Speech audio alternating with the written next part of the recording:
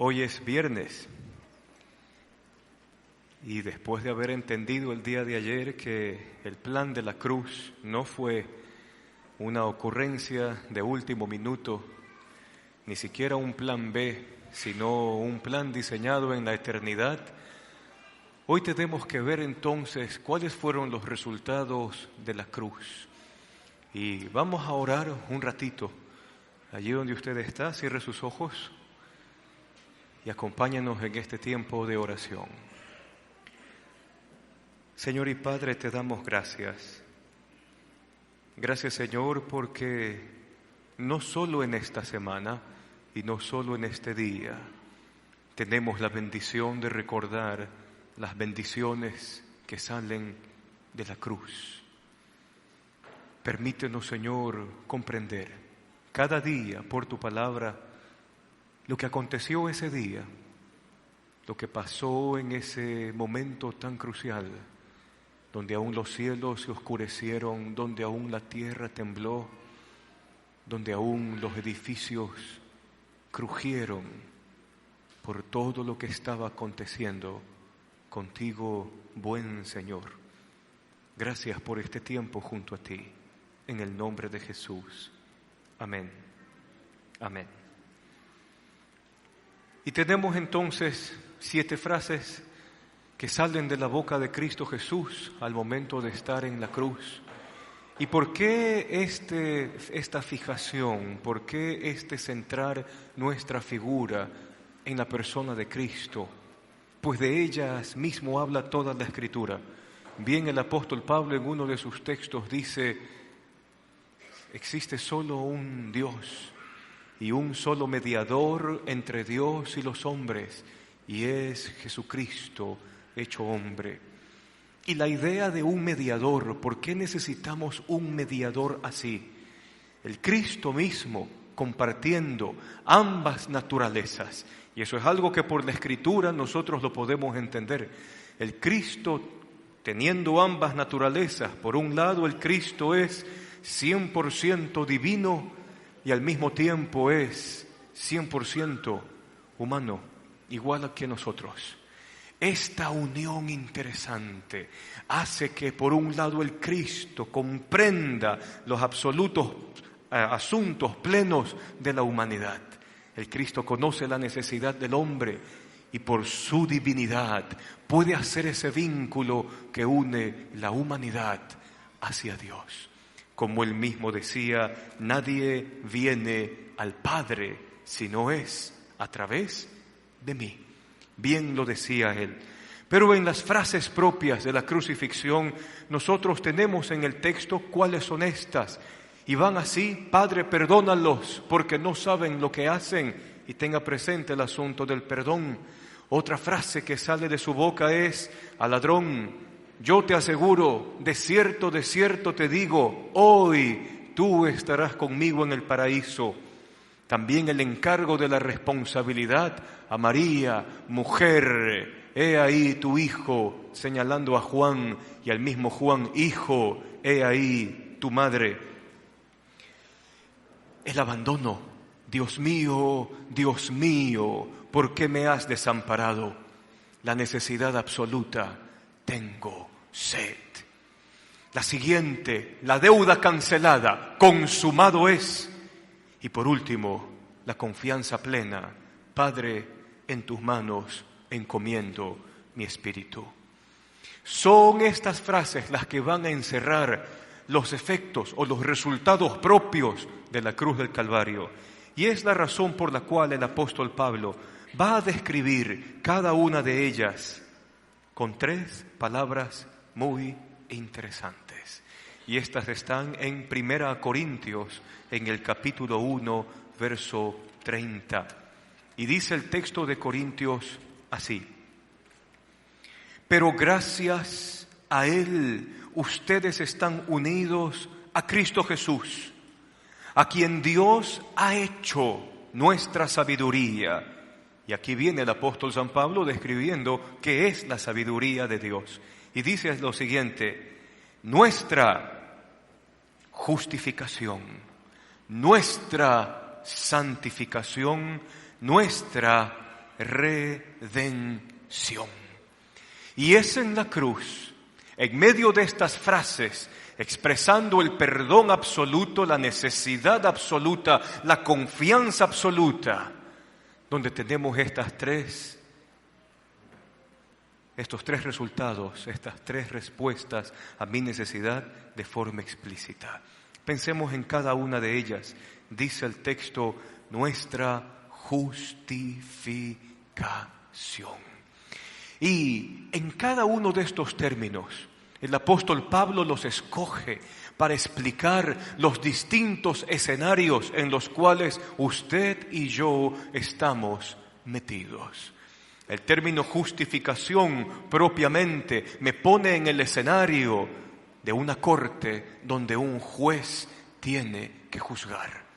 Ayer, dentro de lo que conversamos en el sermón junto con el hermano Andrés, hablábamos acerca de que tengo la necesidad de un Dios que sea amoroso, justo y santo para poder confiar en Él. Entonces, dentro de sus atributos está la justicia. Y la justificación encierra el hecho de que la pena, la paga por el pecado, ya fue cargada sobre uno. El mismo hombre debería sufrir la muerte cruenta de la cruz y no solo morir de forma miserable, sino también vivir la eternidad en un estado miserable. Y esto es lo interesante del Cristo. Y aún los propios credos de la cristiandad hablan de aquello. El Cristo desciende a los lugares más bajos de la tierra. Muchas veces se tradujo esto como a los infiernos, pero me quedo con la versión más antigua del credo.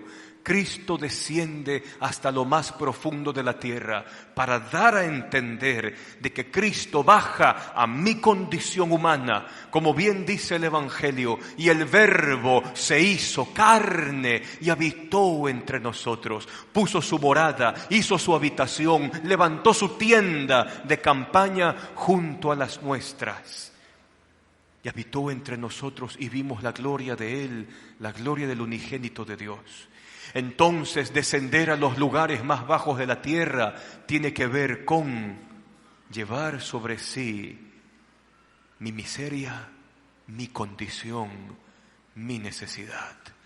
¿Y cuál es mi condición? El mismo Evangelio, hablando acerca de la condición humana, dice, y esta es la condenación del mundo, que habiendo venido la luz a las tinieblas, la gente prefirió más las tinieblas que la luz, porque sus obras eran reprobadas. Entonces no estamos hablando de contemplar a una humanidad que va a ser condenada. Estamos hablando, mis queridos amigos, de una humanidad que ya vive en condenación. ¿Y cuál es la condenación? Haber rechazado la luz de Dios. Por esta razón, Pablo tiene que utilizar el término justificación. Porque entonces el ser humano, usted y yo allí metidos, estamos frente a un tribunal justo y santo que reclama la ejecución del infractor. El tribunal justo y santo que reclama la vida de aquellos que han vivido lejos de la luz de Dios. Y entonces viene Cristo en su humanidad. Por eso el misterio de la encarnación es tan necesario. ¿Por qué es necesario? Porque en el Cristo que está muriendo también el hombre. Hasta cuadros hay de cuando Pilato presenta al Cristo delante de la multitud. Ecce homo. Aquí tienen al hombre. Y sí, si la imagen es desgarradora, es porque esa debería ser la imagen propia de la humanidad. Y sin embargo, Cristo extiende sus brazos y el Evangelio mismo también dice, y una vez que yo sea levantado, dijo Jesús, los atraeré también hacia mí. Entonces, ya que ha muerto uno y ha llevado la pena que usted y yo deberíamos llevar, Entonces ahora viene un intercambio. Cristo llevó sobre sí mi muerte, Cristo llevó sobre sí mi pena, Cristo llevó sobre sí mi pecado. Y a cambio, Cristo me dice, justificado, justificado, justificados. Y hablar de justificación tiene que ver con que el término es muy interesante cuando uno lo revisa en el griego que se escriben las cartas y los evangelios del Nuevo Testamento. El griego no solamente habla de la acción legal, donde declaro a alguien justo o inocente, sino que hay una parte también que dice, vuelve a ser como tuvo que haber sido. Vuelve al diseño original. Y esto es lo lindo. Cuando Dios crea al hombre en el principio, y bien dicen las palabras del Génesis, e hizo Dios a la humanidad conforme a su imagen, a su semejanza, varón y hembra los creó, y entonces viene la historia del pecado que se mete en la vida de la humanidad, esa imagen y semejanza de Dios queda de alguna forma distorsionada, queda perdida, y el hombre ya no sabe qué hacer, y ya no sabe tampoco cómo vivir.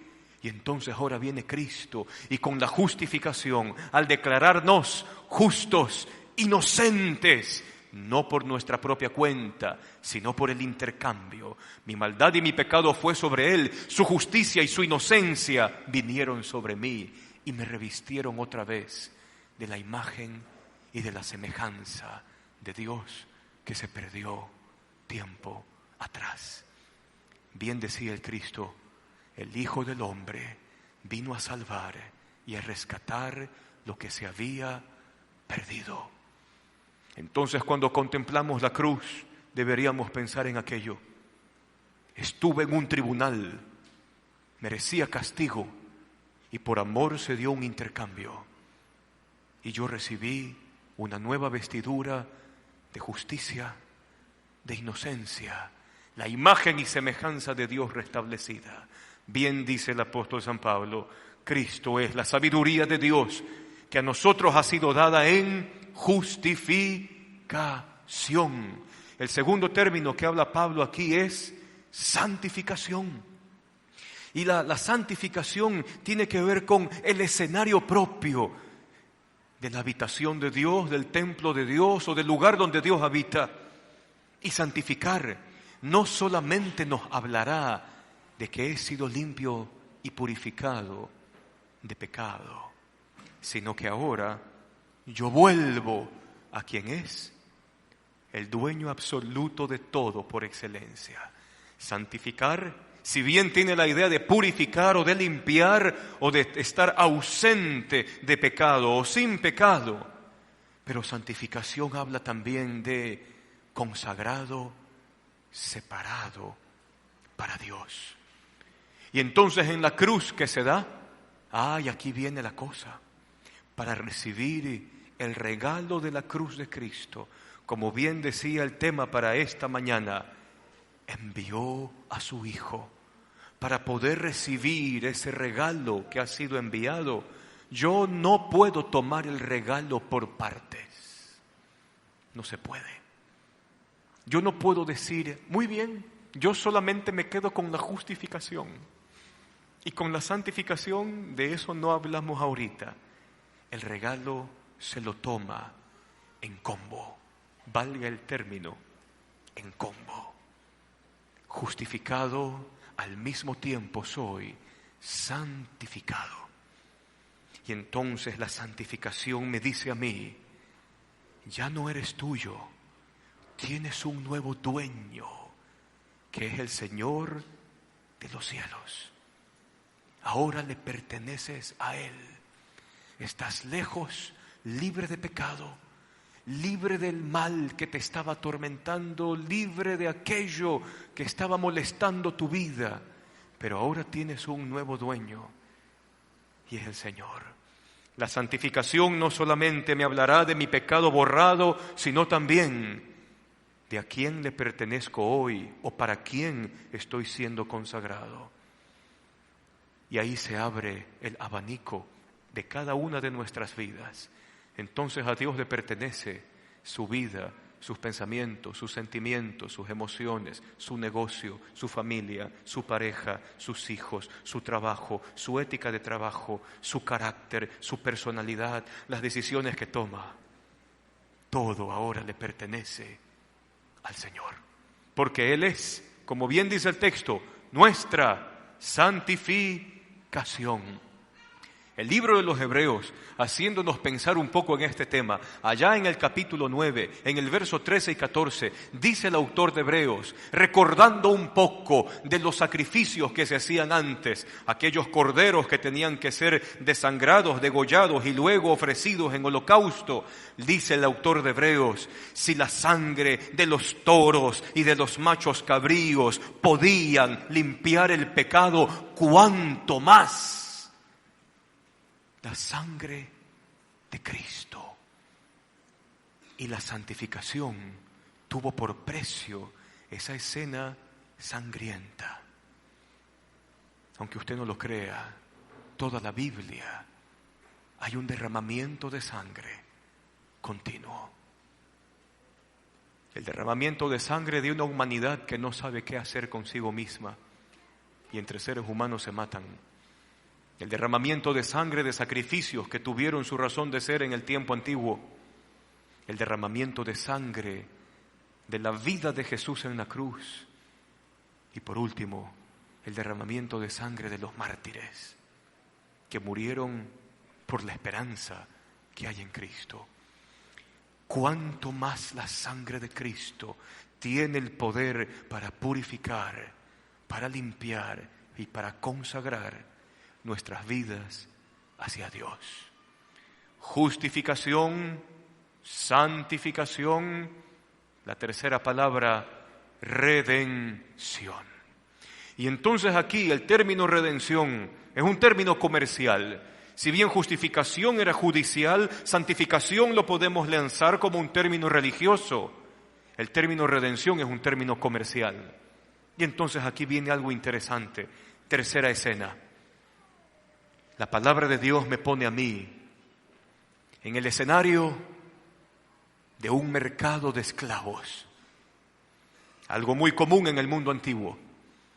Venían los romanos de las conquistas, inmediatamente se abría el mercado y las vidas de las personas eran vendidas al mejor postor para seguir siendo siervos y esclavos, viviendo en un estado miserable, sin derechos, sin nada.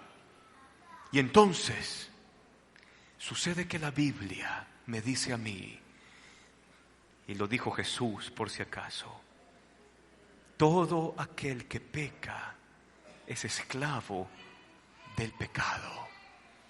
¿Y sabe qué? Esa es la situación de todos los hombres, de toda la humanidad.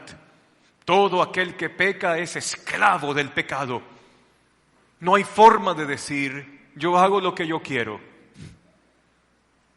Usted y yo terminaríamos haciendo lo que nuestra pecaminosidad nos llevaría a hacer.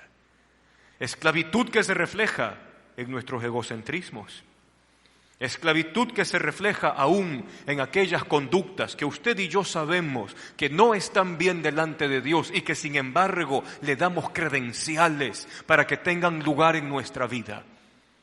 Y más allá de hablar de cosas que quizás puedan sonar escandalosas para nosotros, quizás como adulterio, fornicación, borracheras, impureza sexual, lascivia, o como el apóstol Pablo mismo decía, echarse con varones, los afeminados que estaban de moda en el primer siglo, aquellos que se dejaban llevar por la mentira, que se dejaban llevar por la envidia.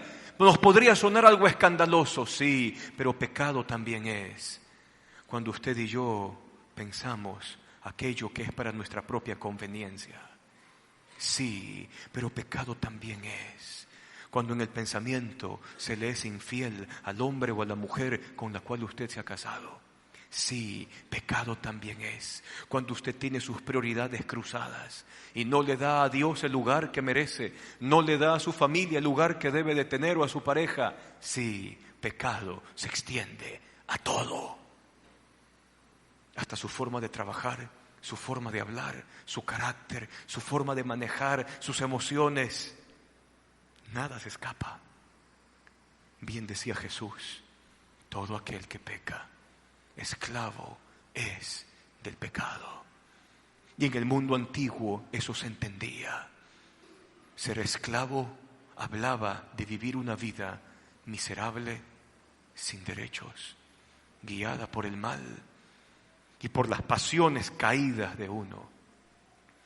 Y entonces viene la cruz de Cristo y se abre frente a nosotros y nos dice: en Cristo hay redención.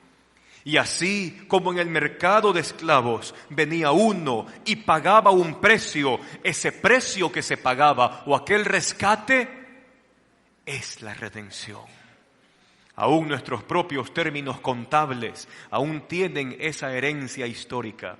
Y cuando un bien se deprecia, ¿qué decimos que sucede al final o qué es lo último que queda? El valor de redención del bien. Y entonces en esta escena, si quiere verlo así, el Cristo se aparece desde la cruz, pagando un precio insuperable. Y entonces mi vida, que estaba depreciada por el pecado, mi vida que estaba depreciada por aquella esclavitud, viene alguien que paga y dice: por ti, por ti, por ti, estoy pagando un precio insuperable, mi propia vida. Y entonces nos deberíamos hacer la pregunta: ¿cuánto cuesta mi vida? Y saldrá el Cristo de la cruz diciendo: tu vida vale mi vida, tu vida vale mi sangre, tu vida vale mi muerte. Se ha pagado el precio. Y Cristo me dice: tú eres libre. Bien decía él: si el Hijo de Dios te liberta, entonces serás verdaderamente libre. Mientras el Hijo no libere el corazón del hombre, el hombre no conoce lo que es libertad. Y podremos levantar 1000 veces la Bastilla y podremos repetir 100 veces el 24 de mayo o el 9 de octubre de 1820. O podremos abrazar algún tipo de filosofía que nos libre de la gran tragedia humana o económica. Seguirás siendo esclavo hasta que el Hijo del Hombre no venga a liberarte. No conocerás la verdadera libertad. Dios ha hecho de Cristo nuestra sabiduría, justificación, santificación, redención. Y entonces las 7 palabras de Jesús encierran todo esto. Padre, perdónalos, no saben lo que hacen, y se entrega el perdón.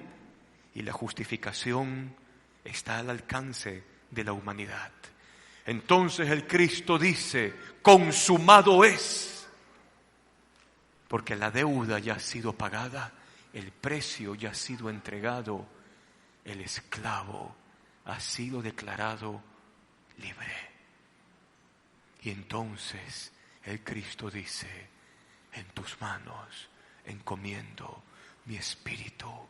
Y ahora usted y yo también podemos decirle al Señor: Señor, nuestras vidas y nuestros espíritus, nuestras almas y nuestros corazones también están en tus manos. Que esta sea la idea, el pensamiento que quede presente en nuestros corazones hablando de Semana Santa. Esto no es tanto de guardar duelo porque celebramos la muerte del Cristo o recordamos la muerte del Cristo. La cruz para mí representa el día en que Dios me declaró justo, me declaró santo, me declaró libre. Usted puede hacer de estos regalos de la cruz suyos, si usted quiere. Usted puede hacer de este combo aquello que guíe su corazón y su vida todo el tiempo que quede hasta el final.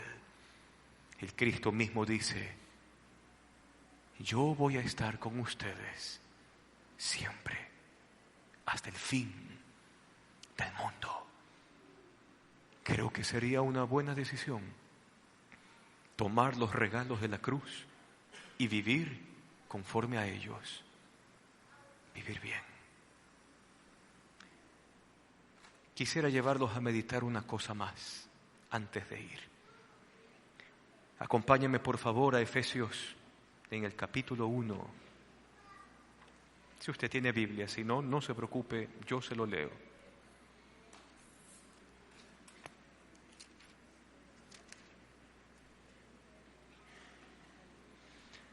Verso 7, mire lo que el apóstol Pablo dice allí.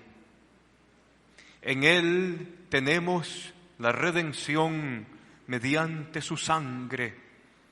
¿Y cuál es esta redención? El perdón de nuestros pecados, conforme a las riquezas de la gracia que Dios nos dio en abundancia, con toda sabiduría y con todo entendimiento. Qué lindo, el derramamiento de su sangre mezclado con nuestro perdón y con nuestro rescate.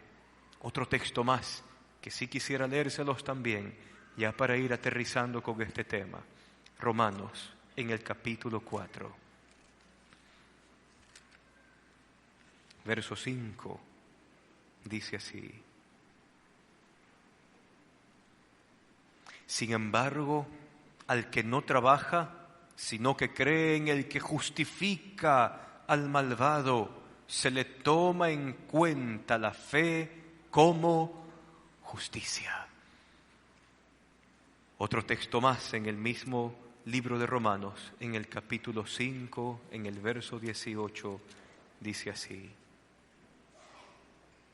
por tanto, así como una sola transgresión causó la condenación de todos, también un solo acto de justicia produjo la justificación que da vida a todos. Porque así como por la desobediencia de uno solo muchos fueron constituidos pecadores, también por la obediencia de uno solo muchos serán constituidos justos. Y esto es lo lindo para aterrizar. Cristo dijo algo cuando estaba orando aquí en el jardín o en el monte de los olivos. Quiero que donde yo esté, ellos también estén. Dijo también el Señor en aquel jardín, para que ellos sean uno junto con nosotros, así como nosotros somos uno. La obra de Cristo tiene eso tan lindo para nuestras vidas. Nos une con Dios, nos une entre nosotros también. Y eso se convierte en el testimonio de que el mismo Cristo vive entre nosotros. Y algo más. Esa escena en el Monte de los Olivos a mí me trae seguridad. ¿Y sabe por qué? Porque Cristo sabía que su sacrificio era contundente. ¿Y dónde está la contundencia? Jesús mismo dice: a los que tú has puesto en mi mano, nadie me los arrebatará. Y esto es lo hermoso de la cruz del Calvario. Cuando usted en su corazón se rinde frente a estos regalos que ofrece la cruz, se rinde a aquel envío del Hijo, usted se comienza a ver en la mano de Dios, de la cual el mismo Jesús dice: nadie los quitará de allí. Eso es seguridad. Y es la seguridad que usted y yo necesitamos para vivir. Lo dejo con eso en mente y vamos a orar allí donde estamos. Cierre sus ojos, por favor. Y allí con sus ojos cerrados quisiera que usted me ayude meditando. ¿Qué relevancia tiene esto para usted? ¿O habrá algún pecado que quizás no le deja en paz?